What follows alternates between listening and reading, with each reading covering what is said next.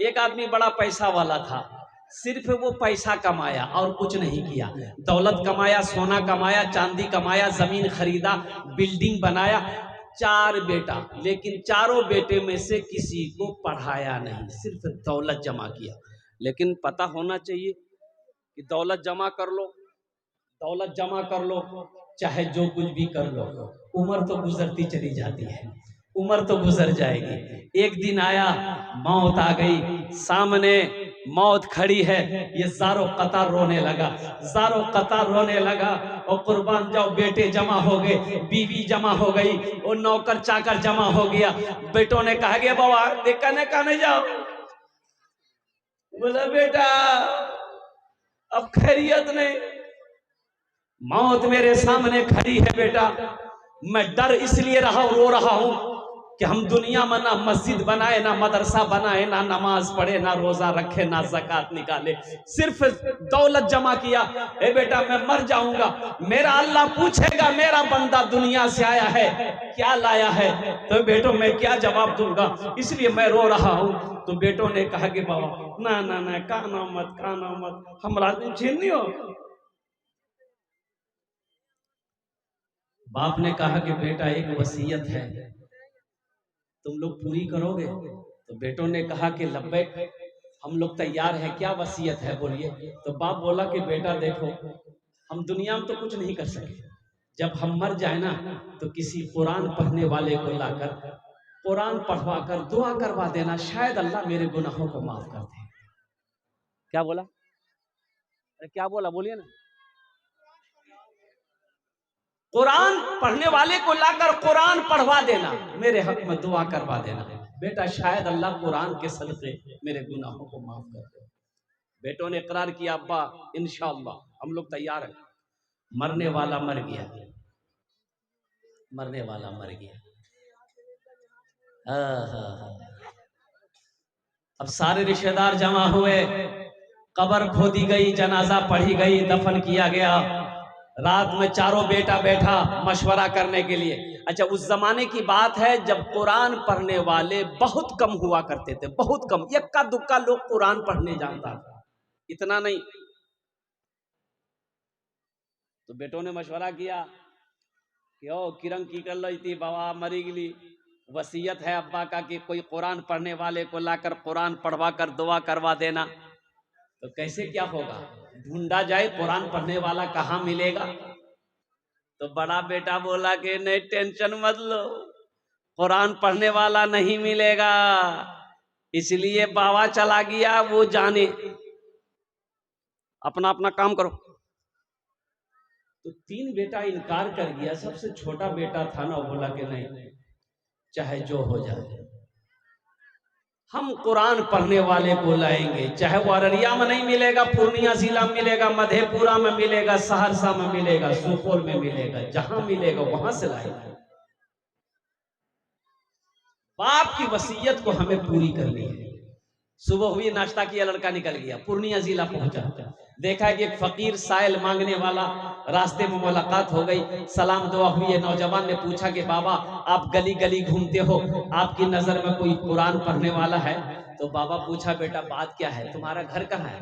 बोला मेरा घर अररिया जिला है। बोला फिर क्या, मेरे बाप की वसीयत थी कि मेरे मरने के बाद किसी कुरान पढ़ने वाले को लेकर कुरान पढ़वा कर दुआ करवा देना। तो बाबा फकीर पूछा कि तुम्हारा अररिया जिला में कोई कुरान पढ़ने वाला नहीं है? बोला हजरत अररिया में होता तो हम पूर्णिया कहाँ आते। बाबा सोचा अरे बाबा बड़ा अच्छा मौका, हम कहे नहीं हाफिज कुरान बन जाए। तो बाबा पक्का जाहिल था, बोला बेटा तुम्हारी परेशानी दूर। बोला कैसे? बोला सुनो, हम कुरान पढ़ने नहीं जानते बल्कि हम हाफिज कुरान हैं। बोला हाँ, आपने तो मेरी परेशानी को दूर कर दिया।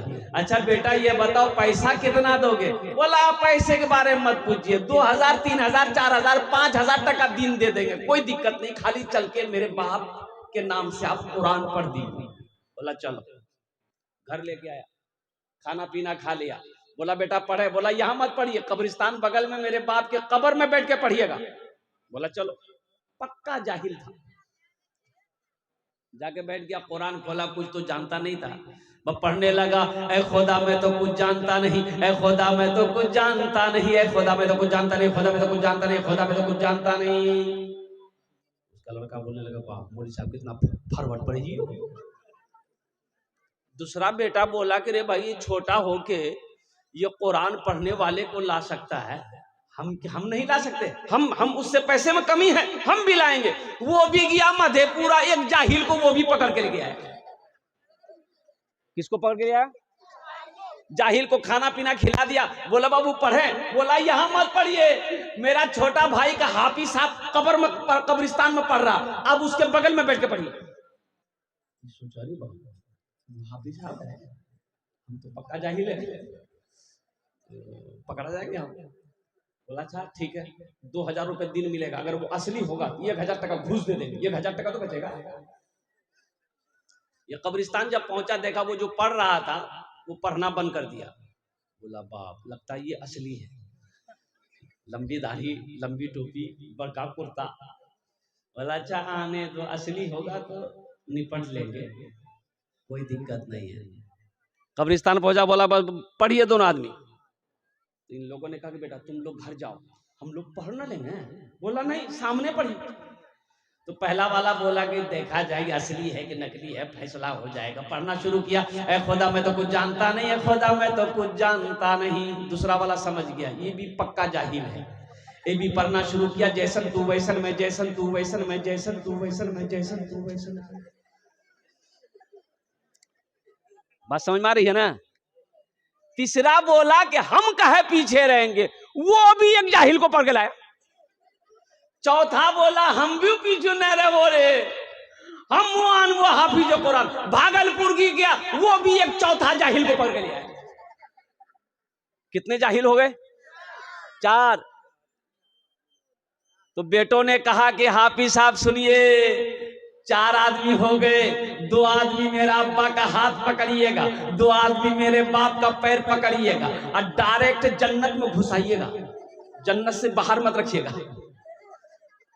हाँ तो बेटो इन लड़कों ने पूछा कि ये बताइए अब्बा को जन्नत पहुंचाने में कितना दिन लगेगा? तो उन लोगों ने कहा कि बेटा जन्नत दूर है, नजदीक नहीं है, कम से कम 2 महीना लगेगा। बोला 2 महीना लगे कि 5 महीना लगे, पैसा का चिंता नहीं है, अब्बा को जन्नत में घुसा देना। बोला घुसा देंगे, चिंता मत करो। पहला वाला बोला ऐ खुदा मैं तो कुछ जानता नहीं, ऐ खुदा मैं तो कुछ जानता नहीं। दूसरा बोला जैसन तू वैसन में, जैसन तू वैसन में। तीसरा समझ गया ये दोनों पक्का जाहिल है। तो तीसरा बोला ये अंधेरी तकलीफ कब तक चलेगी, कब तक चलेगी, कब तक चलेगी, कब तक चलेगी। तो चौथा वाला समझ गया ये तीनों पक्का जाहिल है। तब चौथा वाला भी पढ़ने लगा, जब तक चले चलने दो, जब तक चले चलने दो, जब तक चले चलने दो, जब तक चले चलने दो। नौजवानों मेरी बात को हंसी में ना टालो, अफसोस का मकाम यही है। और उन चारों बेटों में से अगर किसी को कुरान पढ़ा देता, किसी को हदीस पढ़ा देता, यही चारों बेटा में से कोई कुरान पढ़कर रब की बारगाह में दुआ कर देता, शायद अल्लाह उसके बाप के गुनाहों को माफ फरमा देता।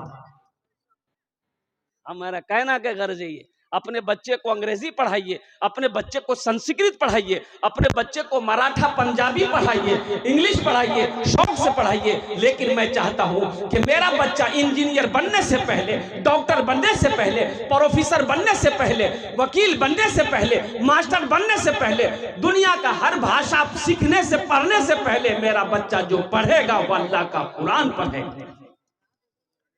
इंशाअल्लाह हाथ उठाइए कितने लोग अपने बच्चों को कुरान पढ़ाएंगे। अल्हम्दुलिल्लाह, वाह भाई वाह, ये लोगों का जज्बा है, ये लोगों की मोहब्बत है। कुरान से जुड़ जाओ मेरे भाइयों। सहरा में जंगलों में, सहरा में जंगलों में, बयाबान में पढ़ो, मीनार गिर पड़े हैं तो मैदान में पढ़ो। सहरा में जंगलों में, बयाबान में